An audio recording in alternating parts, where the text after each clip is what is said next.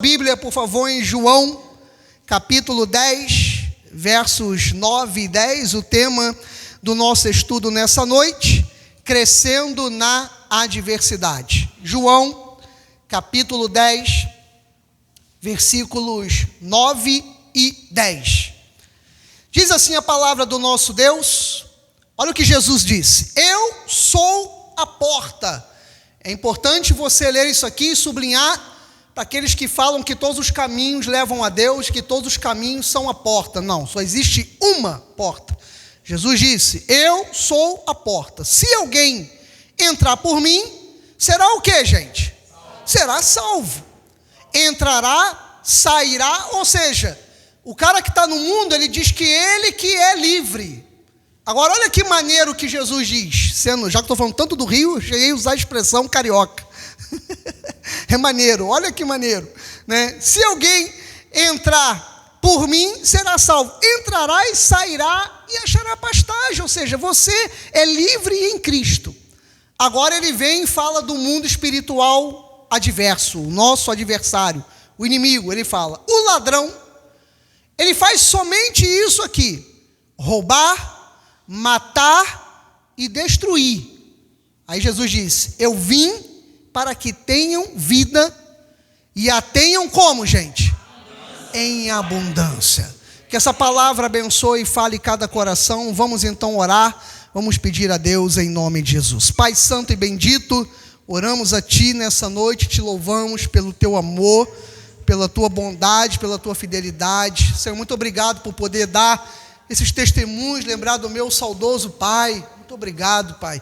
Por isso, ele já está no Senhor, mas eu me recordo dos testemunhos, me recordo daquilo que nós vivemos, e te peço que agora esses próximos minutos sejam minutos de revelação, minutos onde o Senhor venha falar à igreja. Portanto, fala-nos, ó Deus, segundo o teu querer e tua vontade, em nome de Jesus, para a tua glória, e a igreja do Senhor diga amém. Amém. Graças a Deus. Meus amados irmãos, nação santa, povo de propriedade exclusiva do Senhor, eu quero nessa noite falar com você como que a gente pode crescer nessas adversidades, como enfrentar, como esperar esse de repente, o de repente que agora no momento do ofertório da igreja, os irmãos que estão acompanhando no YouTube não vão entender, mas você que está aqui no salão da igreja, no auditório da igreja,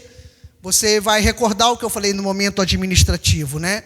Das dificuldades em pelo menos 2 períodos da minha infância, da minha juventude, eu passei momentos difíceis financeiros. E eu percebi que a fidelidade a Deus, esperar em Deus, semear em Deus, transforma. Então, foi o que Deus fez na minha casa.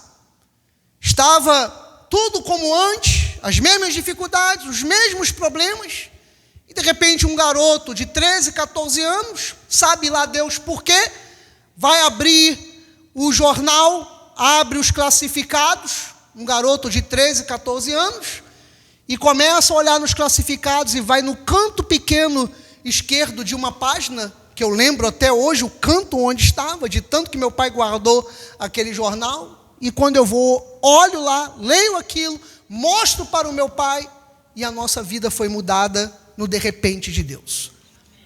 Então, o de repente, esse de repente, que de repente, eu e você estamos aguardando, estamos esperando. Amanhã é segunda, e talvez você vá lá ao seu trabalho, e você diga assim: tudo igual como foi sábado ou sexta-feira passada.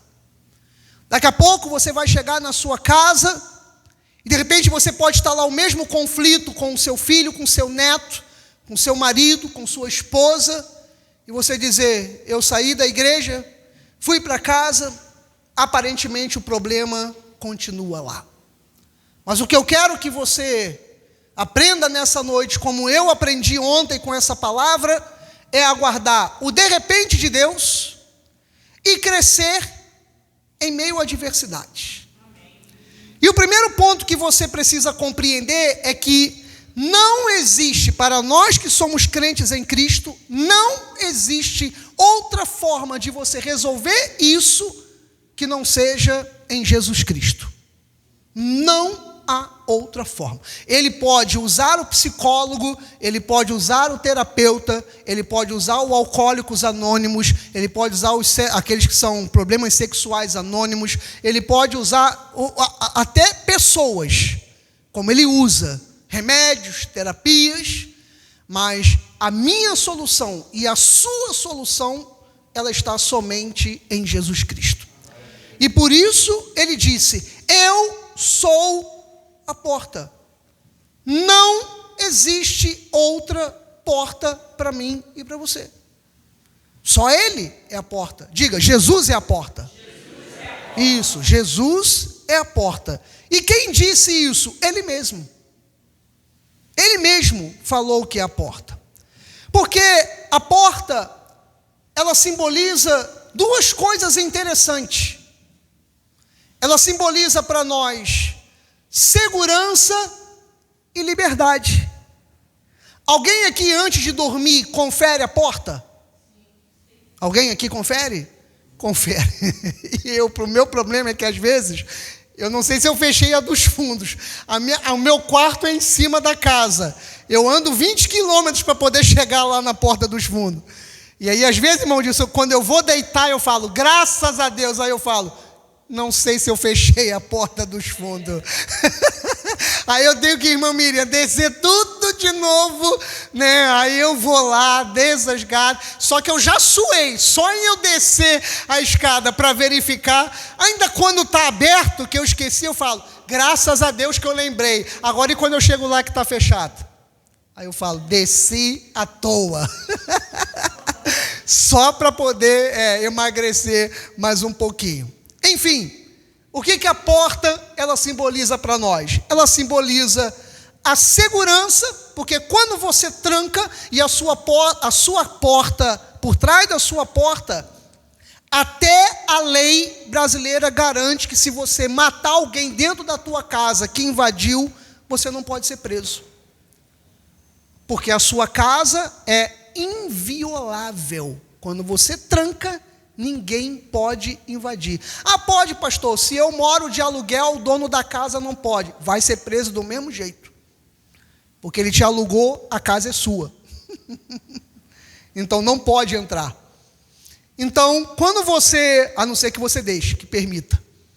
Ah, pastor, mas está no contrato. Sim, está no contrato para marcar o horário. A pessoa não pode chegar lá, meter a chave e entrar, eu sou o dono da casa. Você chama a polícia e o cara vai ser preso. Por quê? Porque a sua casa, ela é inviolável. Então a porta, ela simboliza a segurança. Fechou a porta, você está seguro. Mas a porta simboliza o que também, Maila? A liberdade. Porque você vai lá, abre, você não está numa cela, você vai lá, abre e você sai a hora que você quiser.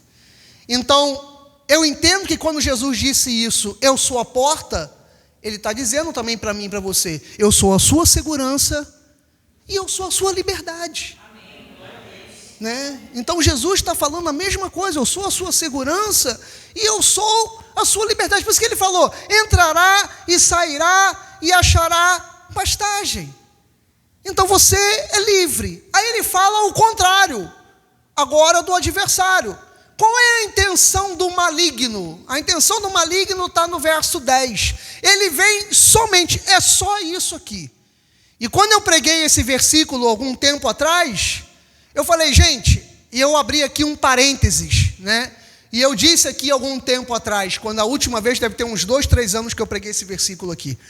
E quando a Bíblia fala assim, ele vem somente até as tuas decisões, foi o que eu disse naquela mensagem, naquele momento.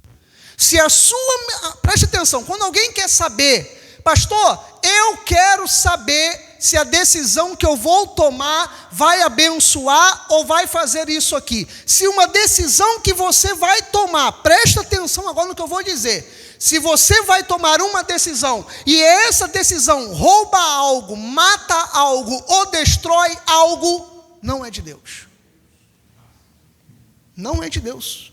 Por isso que, eu não posso falar por causa do YouTube, mas aquele negócio de tirar o neném do ventre, porque se eu falar o vídeo não entra. Tirar o neném do ventre, cara, não pode ser de Deus. Como é que um pastor defende um negócio desse? Como é que um crente diz que eu sou progressista, eu sou de esquerda, eu defendo que a mulher tenha liberdade? Pô, não pode ter liberdade, cara. Porque isso é algo do demônio. Então ele rouba, ele mata e ele destrói. Toda decisão que nós tomamos, que vai roubar algo, que vai matar algo, que vai destruir algo, é do demônio, é do ladrão, é do diabo, é dele. E aí Jesus, ele disse, e o que é incrível é que ele falou assim, ele só vem para isso. Ele só vem para isso, para roubar, para matar e para destruir. Mas ele se apresenta como bandido? Nada. Ele se apresenta como uma mulher maravilhosa. Ele se apresenta como um homem bonitão. Ele se apresenta naquilo que você quer.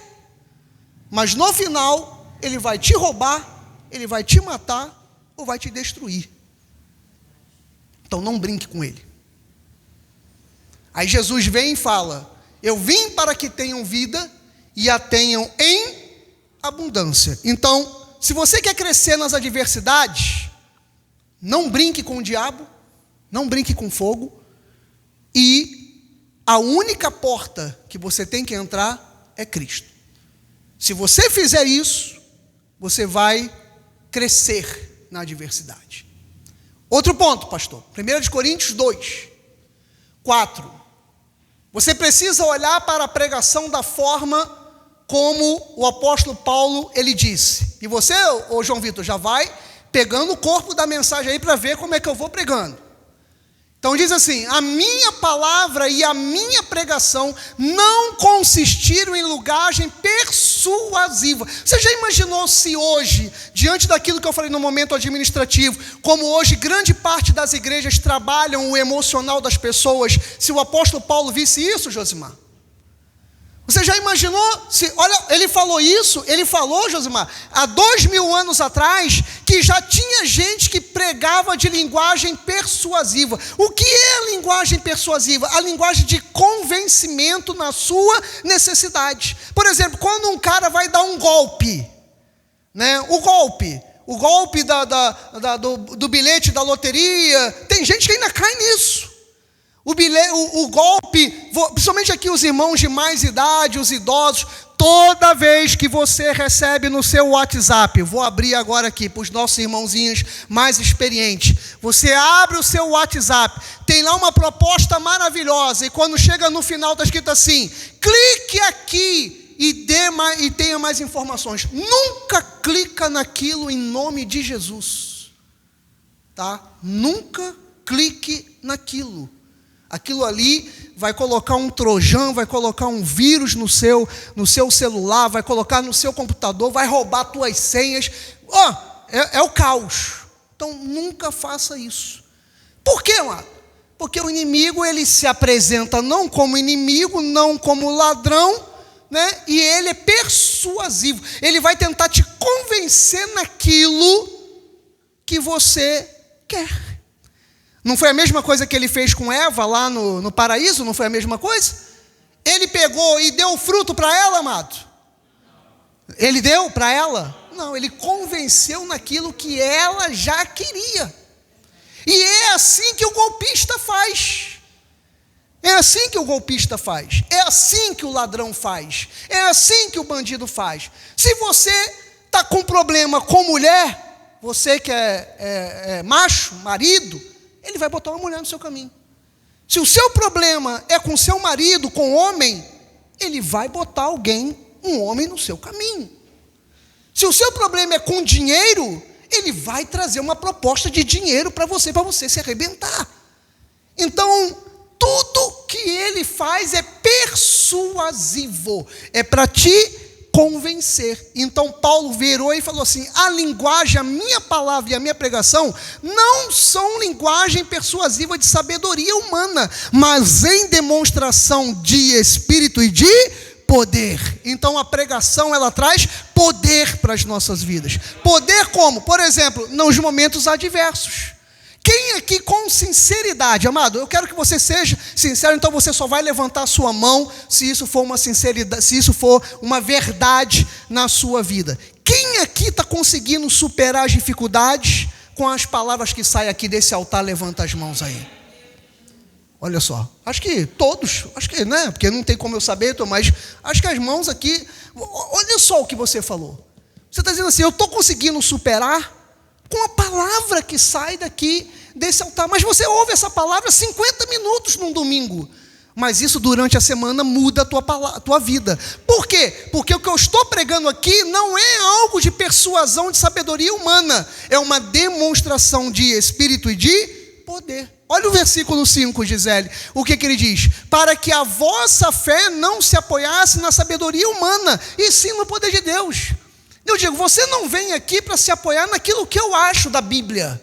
Você não está se importando, e nem eu estou aqui para isso.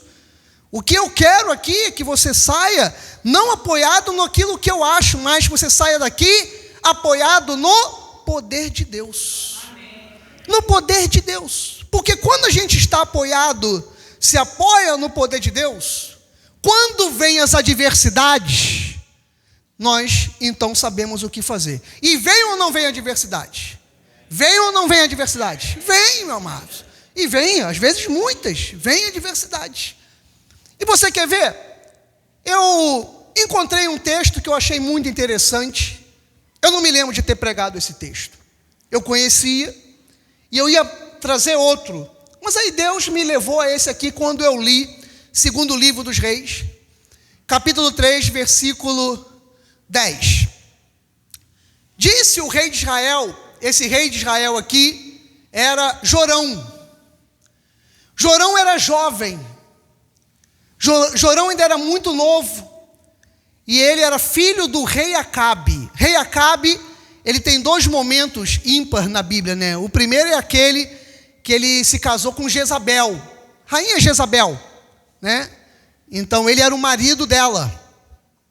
E o segundo, aquele fato, aliás, são três, da chuva, quando Elias fala a respeito, né, o menino que fala para ele, Geazi, eu vejo uma nuvem, tão, como aquele louvor, tão pequena do tamanho da mão de um homem.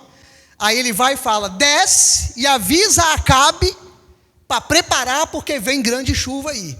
Então Acabe era o pai desse cara aqui, desse rei de Israel aqui, Jorão. Então disse ele que era novo, disse o rei de Israel, o Senhor chamou esses três reis para os entregar nas mãos de Moabe. Os moabitas estavam se levantando contra Israel, eles eram escravos de Israel, mas agora, depois que o rei Acabe morreu, eles falaram, então já que é o garoto que está reinando, vamos nos aproveitar, vamos nos levantar contra eles, vamos pegar. O garoto está começando no reinado, já logo uma experiência de guerra, Robson. E eu acho interessante porque quando a gente pensa, os primeiros dias de alguma coisa é determinante para o sucesso dessa coisa. As primeiras experiências, por exemplo, quando a gente chega no trabalho, a gente vai ver qual é o ambiente do trabalho, quem veio falar com a gente, quem são os novos colegas, né? Quando a gente chega na escola, a mesma coisa, vamos tentar chegar aqui junto a um grupo, na igreja. Por exemplo, os mais novos aqui da igreja estão se sentindo acolhidos, como ali o casal? Estão, por quê? Eles se sentiram parte, mas eles poderiam não se sentir. E chegar aqui, olha, eu cheguei nessa igreja aqui, mas sabe, eu não sei, tem alguma coisa e tal, mas eles se sentiram acolhidos dentro da nossa igreja. Chegaram no grupo, estão se tornando, ou já se tornaram um dos nossos, né? Então, os primeiros dias acontece isso, num casamento. Quando eu me casei com a pastora Renata, éramos só nós dois dentro de casa. Eu esquecia e trancava a porta do banheiro. Porque eu estava acostumado na minha casa, solteiro, com os meus pais, minha irmã, eu trancava a porta do banheiro quando eu entrava. Então, quando eu me casei com ela, era um costume de 27 anos, eu trancava a porta do banheiro. Ela falava, por que você tranca a porta do banheiro? Eu falei, porque eu passei 27 anos trancando a porta do banheiro. Né? Então, depois tem que desacostumar. Então, os primeiros dias são primeiros dias que nós vamos nos acostumando com alguma coisa. E o rei estava aqui nesses primeiros dias já em guerra. Ele não sabia. E era um povo que ele viu crescer. Quando ele cresceu com esse povo trabalhando para o pai dele. E de repente essa galera se levantou. E ali, nos primeiros dias de reinado, ele fez aquilo que eu e você fazemos diante das adversidades. Ai! E agora, Senhor? Imagina, porque ele olhava o pai e resolvia tudo. E agora ele fala, sou eu que tenho que resolver. Ele disse, ai, o Senhor chamou esses 3 reis para os entregar nas mãos de Moabe. Quem eram os reis? Os reis de Judá, de Edom e ele, né, de Judá. Então, aliás, o de Judá era Josafá. Era ele, o de Judá e o de Edom. Então ele foi pedir ajuda para poder vencer. Ele era muito jovem. Então ele sabia que os moabitas estavam preparando a guerra e ele sabia que eles eram muito mais fortes. Eles tinham um número muito maior de soldados e que ele não conseguiria resistir. Então eu imagino o que ele pensou. Caramba, entrei agora como rei, entrei numa furada e já vou morrer. Porque ele falou, ai Senhor, e agora? O que vai ser de mim? Ele foi pedir ajuda. E diz o versículo anterior, o versículo 9. Partiram o rei de Israel, o rei de Judá e o rei de Edom, após 7 dias de marcha. Então ele conseguiu convencer 2 reis mais velhos a lhe ajudar. 2 exércitos. Você sabe que Israel tem 12 tribos. Então ele foi em outras 2 tribos e ele falou, se vocês não me ajudarem, eu sou novo, eu sou jovem, eu não sei guerrear, eu não tenho capacidade, os moabitas são muito mais fortes e eu preciso da ajuda de vocês. O que eu aprendi com isso aqui, meu amado? Quer crescer na adversidade? Mais um ponto importante. Peça ajuda a alguém. Tem pessoas que mesmo que não têm dinheiro, elas acham humilhação pedir ajuda. Eu, pastor Marcelo, você sabe aqui que eu não recuso nada, e muito menos se eu tiver que pedir ajuda a alguém. Você pode estar certo. Se eu precisar de ajuda, eu vou te pedir. Então, Jorão aqui, ele sabia que não tinha condições, ele pediu ajuda. Pastor, como é que eu peço essa ajuda? Outra coisa muito importante, peça ajuda a alguém do teu nível de fé. Ele não foi pedir ajuda ao cabo, ele não foi pedir ajuda ao soldado, ele não foi pedir ajuda a quem não poderia lhe estender a mão, ele foi pedir ajuda a alguém do seu nível ou acima. O que eu quero dizer com isso?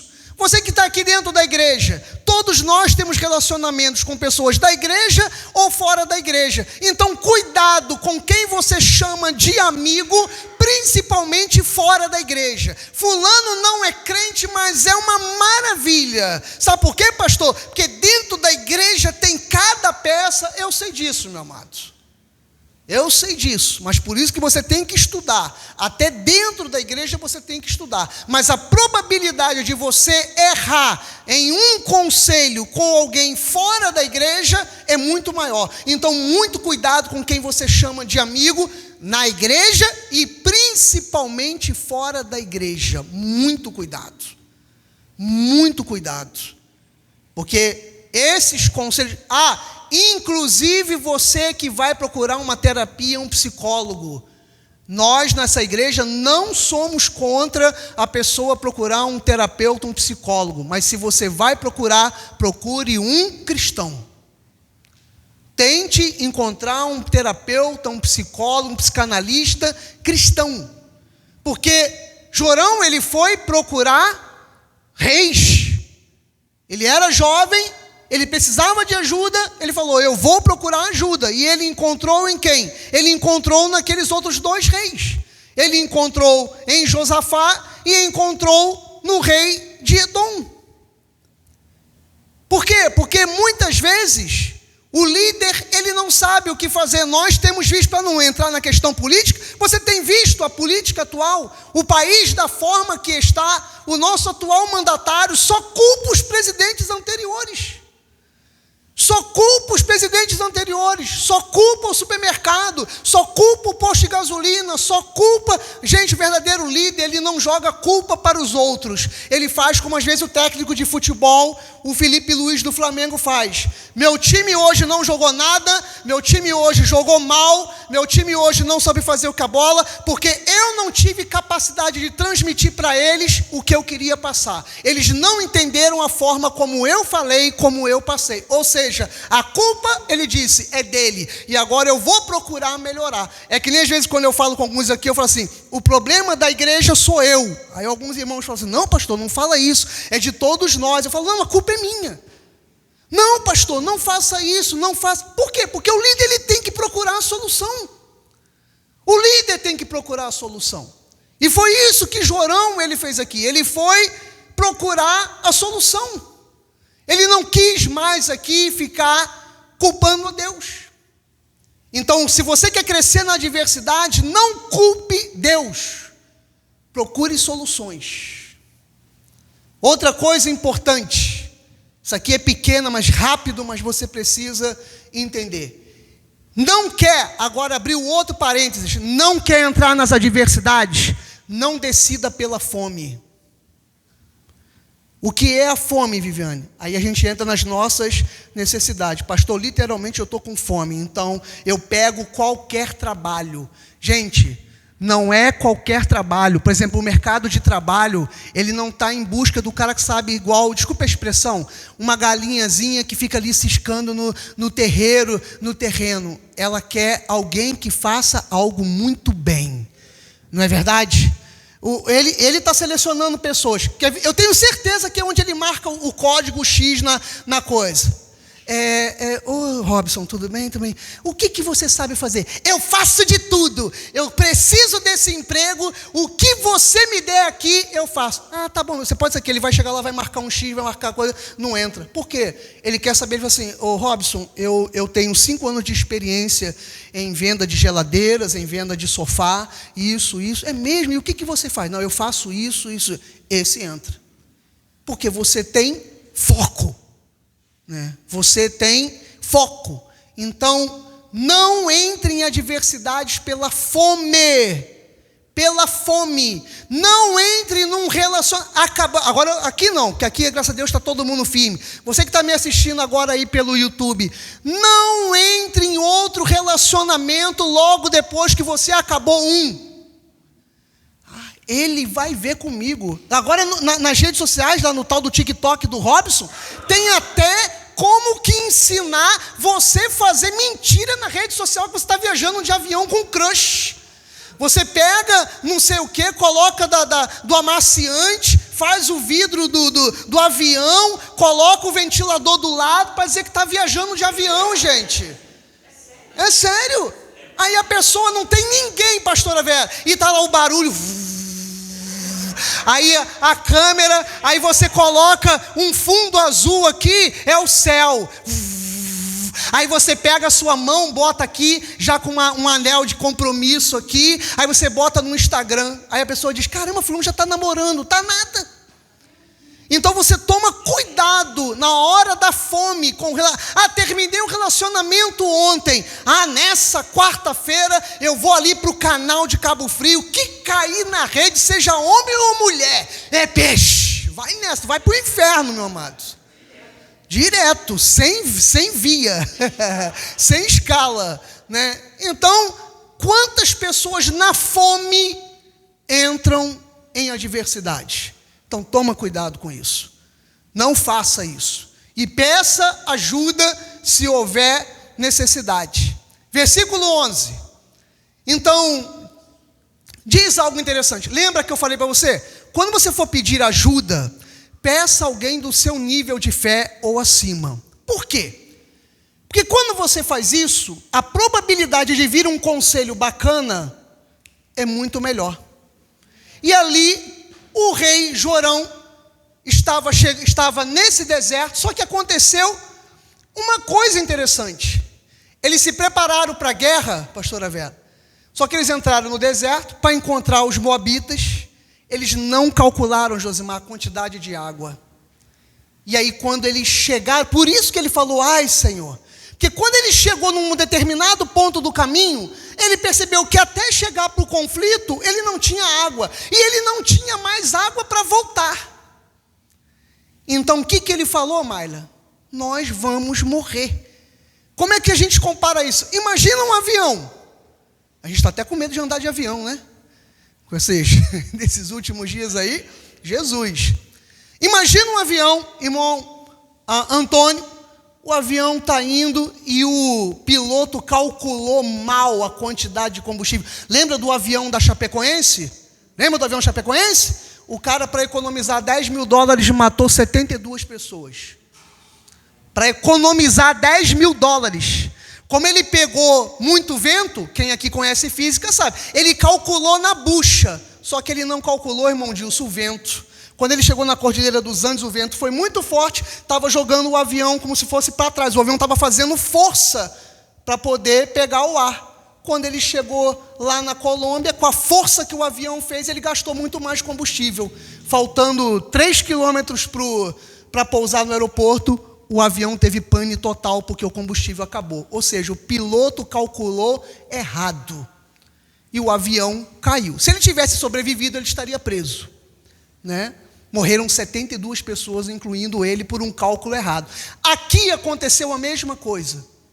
Os que são militares aqui na igreja sabem, a guerra você não pode ir todo mundo de uma vez, vai todo mundo morrer. Tem todos os processos, tem a logística, o batalhão de logística. Não é o cara que vai para a guerra, ele vai separar comida, água, combustível, remédio, ele vai separar tudo, para que possa levar ali para os soldados na hora do fronte lá na guerra.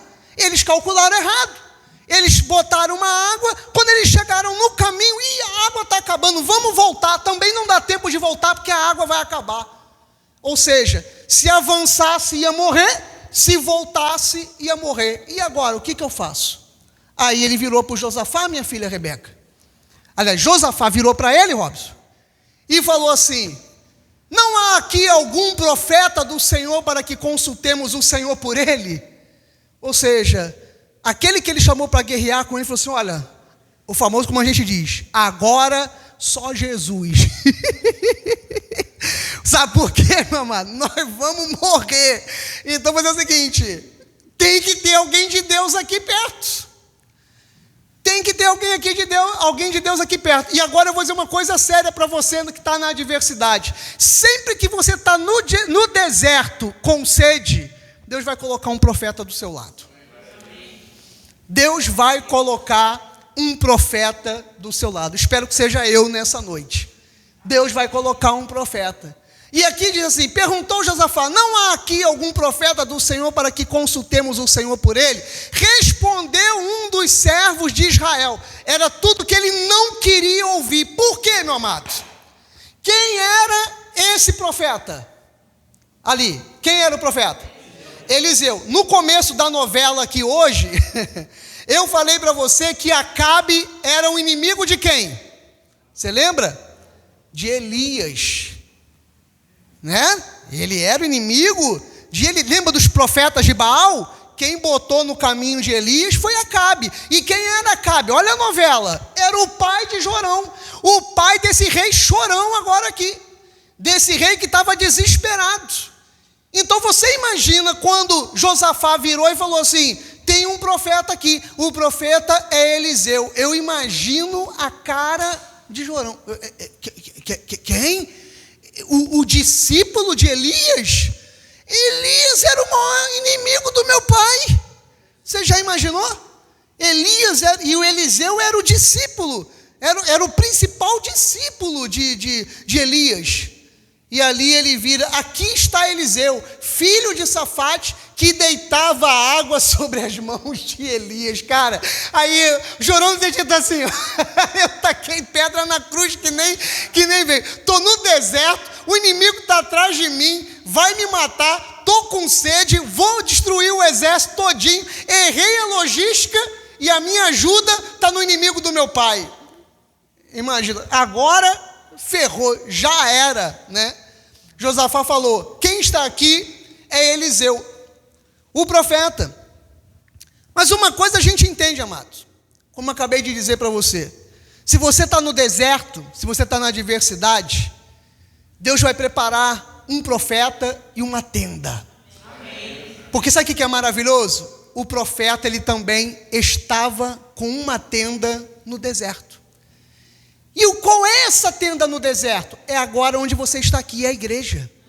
A igreja é essa tenda no deserto. É essa tenda que nos guarda, que nos protege, que coloca o profeta ali para nos ensinar o caminho. O próximo, Gisele. Diz então o versículo 15. Outra resposta. Eu fico imaginando isso aqui. Agora vem Eliseu. E o que eles mais queriam para não morrer? Qual era o desejo deles? O que eles queriam? Eles queriam água. Agora, a parte final da mensagem. Eles queriam água. Pastor, como crescer na adversidade? Entender o que Deus está falando. O profeta chega e fala para o rei: traga-me um tangedor. O que é um tangedor? Alguém sabe? Alguém está com alguma versão diferente da Bíblia aqui, da minha aqui? Pode estar escrito aí na sua Bíblia aí. Trazei-me um tangedor. Já o próprio versículo já fala aqui para você depois, olha lá. Quando o tangedor fazia o quê? Então ele é o quê? Ele é um músico. Não, o tangedor é um músico. É o pessoal aqui do Ministério do Louvor. O rei virou, pastora Vera, e falou assim: eu preciso de água, eu quero solução. Aí o profeta falou assim: você quer solução para a sua sede? Traz um músico aqui para mim. Traz um tangedor. Quer crescer na adversidade, na sede? Louve a Deus primeiro. Louve a Deus primeiro. Antes da solução vir, louve a Deus. Tá, pastor, e a solução para terminar? Diga-me rápido aí. Como é que a solução ela vem? Você louvou, veio, olha lá, quando o tangedor tocava, veio o poder de Deus sobre Eliseu. Então ele começou a louvar a Deus, ele pediu um músico, ele começou a cantar, eles deram o jeito dele no meio do exército, arrumaram lá alguém para tocar, alguém para cantar. Enquanto aquela pessoa estava louvando e cantando a Deus, o poder veio sobre Eliseu. Agora sim, como Eliseu está cheio da glória de Deus, vai vir a resposta do Senhor. Qual o próximo? Gisele. Este disse: assim diz o Senhor, fazei neste vale covas e covas.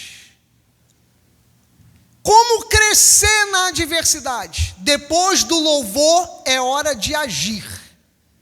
Crescer na adversidade tem que agir. Ficar dentro de casa esperando a solução não vai adiantar de nada. Quer crescer? Coloque a mão no arado, coloque a mão na massa. Então veio a proposta de Deus: fazei neste vale covas e covas. Porque eu pergunto, essas covas e covas, na verdade, como agora me fugiu o nome, eu anotei ali, mas você vai me ajudar. O que a gente tem em casa de reserva de água, como é que é o nome? Cisterna. Essas covas aqui, Rebeca, é a cisterna. Então Deus veio para uma galera que estava com sede, com fome, com medo, no deserto, e Deus falou assim: faça cisternas. Por que Deus falou isso? Porque eles estavam pedindo o quê? Eles estavam pedindo o quê? Eles estavam pedindo água. Amado, preste atenção numa coisa: Deus não vai te dar essa vitória se você não estiver preparado para ela. Se você está pedindo saúde, Deus me falou isso aqui hoje. Deus me falou isso hoje. Você está pedindo saúde? Alguém aqui está pedindo saúde e não está legal da saúde? Então ande como alguém que está saudável. Se você só ficar falando da tua doença, você não está abrindo covas, você está enterrando elas. Então, se você quer saúde, se você está doente, você vai começar a abrir essas cisternas, para que a saúde venha sobre a sua vida. Como que você vai receber uma bênção se você não fez nada, preparou nada para recebê-la? Então, por isso que Deus falou aqui, se eles estavam pedindo água, Deus ia dar pouca água ou muita água, amados? Deus ia dar pouca água ou muita água? Mas como é que eles iam receber muita água se não havia preparo para receber muita água? Então, se você quer muito dinheiro, você vai ter que preparar a sua vida para receber muito dinheiro. Se você quer muita saúde, você tem que sair do estado de doença. Então, você tem que abrir cisternas. Enquanto as cisternas não forem abertas, Deus falou isso comigo hoje até em relação à igreja. Enquanto as cisternas não forem abertas, a bênção não vai chegar. Então eles pediram água e Deus falou, antes da água, abra covas, abra cisternas. E eu pergunto para vocês, foi fácil ou foi difícil abrir cisternas? Por quê? Porque eles estavam morrendo, pastora Vera, eles estavam com muita sede, eles estavam com medo, eles estavam com fome, eles estavam sedentos, mas Deus falou, eu vou fazer a minha parte, mas vocês vão ter que fazer a de vocês. As cisternas, as covas eu não vou abrir não, quem vai abrir são vocês, a minha parte vai ser enviar a água. Então, meu amado, quer crescer na adversidade, abra as suas cisternas, abra as suas covas, prepare o seu terreno, não ande reclamando. Reclamando significa chamar novamente. Não fique reclamando, não fique chamando novamente. Vai lá e abra as suas cisternas. Versículo 17. Porque assim diz o Senhor. Agora, meu amado, olha lá. Ele mandou abrir a cisterna e agora o profeta vai falar da parte de Deus. Porque assim diz o Senhor. Você não vai ver nada. De repente, você está dizendo assim, eu quero ver um sinal. E ele está dizendo assim, você não vai ver nada. Você não vai ver vento. Você não vai sentir vento. Você não vai ver chuva. Você não vai ver nada. Todavia, às vezes, amado, nós não estamos vendo nada. Nada. Olha ali a minha vida e a sua em alguns momentos. Nós não estamos vendo nada. E Deus está falando, abre a cisterna. E Deus está dizendo mesmo, você não está vendo nada. Mas abre a cisterna, porque todavia esse vale se encherá de tanta água. Encherá de tanta água. Encherá de tanta água que bebereis vós, vosso gado e os vossos animais. Então, às vezes, nós não estamos vendo nada, mas vai encher. Prepara para encher sua casa, prepara para encher seu corpo, sua saúde, seu bolso, sua vida. Prepara. Talvez você não esteja vendo nada, mas muita gente vai beber, meu amado. Vai beber da nossa água, vai beber da nossa vida. Abra a cisterna, versículo 18. Isto é ainda agora, amado. Por que eles... Agora a gente termina mesmo. Por que eles entraram nessa luta toda aí do deserto? Por causa de Moabe. Eles só estavam, pastora Vera, pedindo água. Mas o nosso Deus, ele é tão maravilhoso, que ele não esquece até dos nossos piores problemas. Porque ele disse assim, isto é ainda pouco aos olhos do Senhor, de maneira que também entregará Moabe nas vossas mãos. Eles só pediram água. E Deus falou, eu não esqueci daquele outro problema. Os moabitas também não vão vencer vocês, porque eu vou entregar os moabitas nas mãos de vocês. Amado, eu termino dizendo, Deus vai fazer além do que você espera, além do que você pede. Apenas abra cisternas. Ande como alguém que está curado. Viva como alguém que tem dinheiro. Viva como alguém que é feliz, mesmo que você não seja. Sorria, chega de manhã, olhe para o espelho e diz, está aí um cara abençoado, feliz. Olhe você, mulher, e diga assim, está uma mulher linda aqui diante dos meus olhos. Amado, viva mesmo que não seja aos teus olhos, viu? Não senti o vento, não vi a chuva, não vi nada. Todavia, a tua cisterna se encherá de água. Por quê? Porque o nosso Deus é bom, o nosso Deus, ele é fiel. Assim seja, assim disse o nosso Deus. Louve a Ele!